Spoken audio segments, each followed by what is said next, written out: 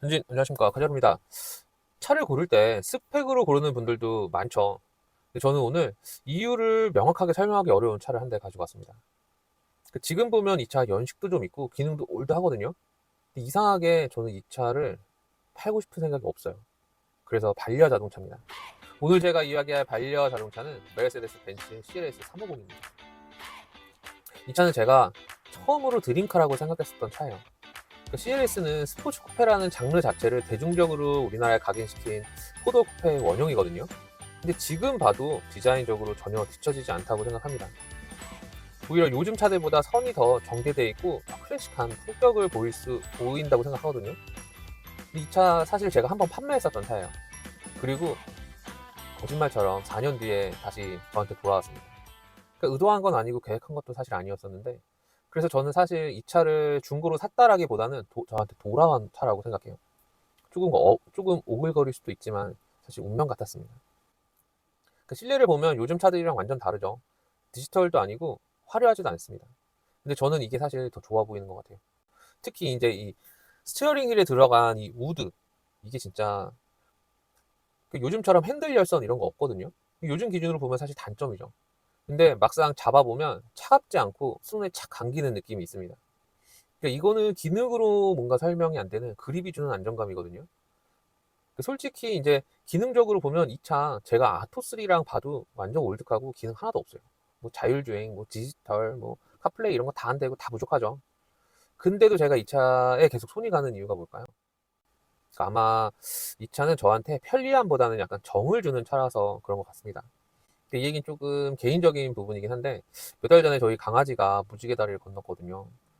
근데 이 차를 타고 공조장치를 켜면 아직도 그 아이의 채취가 느껴져요. 어딘가 털이 있겠지.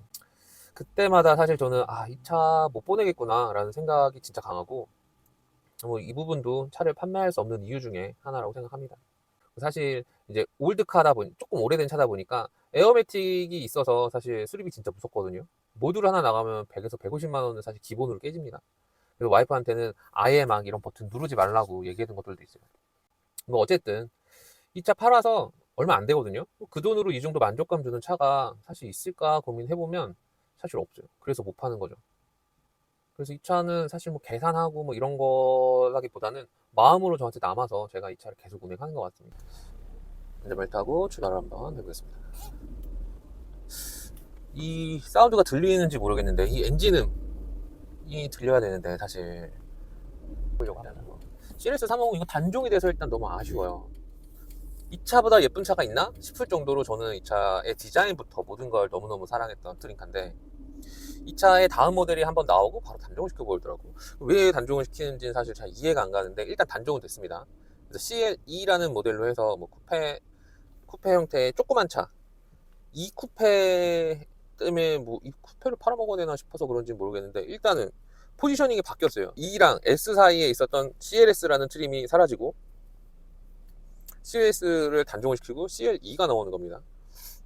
그래서 CLS가 판매가 많이 됐었던 차 아닌가 싶은데, 저는 이 차 진짜 좋아했었고 많이 권유도 했었고 하는 차인데, 이 차 단종이 됐어요. 그래서 개인적으로 너무 아쉬운 부분도 있지만 내 차는 이제 희소성이 좀 더 있다, 이런 부분도 사실 있습니다. 제가 이 차를 처음 알게 된 거는 예전에 이제 영어 일을 할 때 차가 너무 예쁜 거예요. 그때 당시에는 어렸을 때니까 벤츠에서 이제 회사차가 있으니까 이거 뭐 어떤 차를 타고 고객을 만나러 가면 내가 멋진 직원으로 보일까 해서 생각했던 게, 그때 당시에 SLK, CLS 뭐 이런 여러 가지 AMG 뭐 이런 차들이 있었는데, 저는 CLS를 갖고 많이 상담을 했었고 많이 거의 뭐 제 차처럼 다니는데, 이 차가 너무 좋은 거예요. 3500cc라 달리는 것도 그렇고 뭐 브레이킹 뭐 이런 거 말할 것도 없고, 에어서스가 있으니까 승차감 이런 거 너무 좋고, 직방을 갈 때 고속도로 달 때 그 느낌 또한 너무너무 좋고, CLS가 주행감을 염두에 둔 차량입니다, 처음부터. 그래서 이 차 달리기 진짜 좋거든요. 안정감 있고 특히. 근데 그렇다 보니 타이어가 양쪽 뒤에가 달라요. 뒤에가 엄청 넓어. 이따가 제가 재현 한번 볼게요. 뒤에가 엄청 큰 거예요. 그래서 일단 타이어 교체할 때 타이어 교체 비용이 진짜 비싸다. 근데 저 최근에 갈았는데 150인가 주고 갈긴 했어요. 타이어가 굉장히 비싸고, 또 이게 CLS를 아끼는 마음이 있다 보니까 이 차에 그 타이어를 끼는 건 좀 아니잖아. CLS에 대한 좀 예의가 아니니까.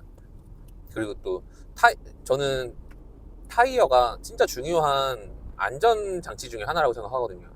근데 이 차 거의 99% 와이프가 타거든요. 와이프랑 저희 아이가 타니까, 아, 타이어는 아끼면 안 되겠다. 내고도 하지 않지. 그래서 150만 원 주고 갈았다. 그리고 그 타이어 샵에 갔더니 영업을 또 하시더라고요. 제가 예전에 영업한지 모르고 저한테 영업을 하시는데, 또 그거에다 대고 정색하지 않으니까 뭐가 좋은지 브리핑을 잘 해주시면 저는 삽니다. 그래서 되게 잘 브리핑을 해주셨고, 가장 좋은 타이어를 추천을 해주셔서 뭐 영업을 당했지만, 오늘 이 차를 그래서 사실 작년에는 팔까도 했었어요. 경고등이 막 싹 들어오더라고.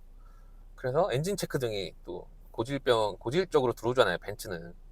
근데 요즘 나오는 벤츠 차량들은 이제 전자식 시스템이 들어가니까 되게 예민해서 뜨는 경우들이 많고, 이때 당시에 벤츠는 기계식이고 사실 전자장치가 많지 않으니까 얘네가 뜨는 건 찐일 수 있단 말이에요.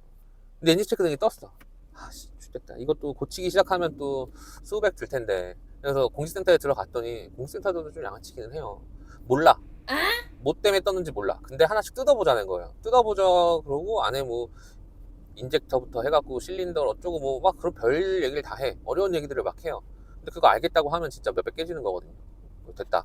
차 빼서, 정확히 아니야. 모른대. 알겠다. 차 빼고 이제 저 아는 공업사에 가서 사장님한테 여쭤봤더니 사실 이거 솔직히 모른다. 근데 얼마나 탈 건데, 지금부터 5년 더 탈 거냐? 모르겠다. 사실. 그러면 차 퍼질 때까지 그냥 타라. 현실적으로 얘기해 주더라고. 고친다고 해서 100만 원, 200만 원으로 고쳐서 완치가 되면 하겠는데, 모른다는 거죠. 작업자들도 정확히 어떤 게 문제인 건지. 누유는 뭐 엔진 그거 조금씩 누유 묻는 거는 어쩔 수 없는 거고, 맺히는데 어디가 터진 게 아니고. 근데 그거를 수정하기 위해서 하나씩 뜯어서 닦아가면서 수리하는 건 너무 비효율적이라는 거죠. 그게 맞지. 소리 안 하고 타고 있는데 어느 순간 경고가 싹 꺼진 거야. 재생을 한 거지. 회복을 한 거야, 이 친구가. CLS가. 나 돈 없다고. 아, 그래갖고 엔진 체크 등이 꺼졌을 때 살짝 유혹이 있었습니다. 이거 지금 그러면 나중에 돈 깨기 전에 팔아버릴까? 그 생각도 했는데 안 되죠. 그래서 남한테 폭탄 던지기 하는 거니까 그건 안 하고 일단 갖고 있자. 근데 지금 엔진 체크 등이 꺼진 상태입니다.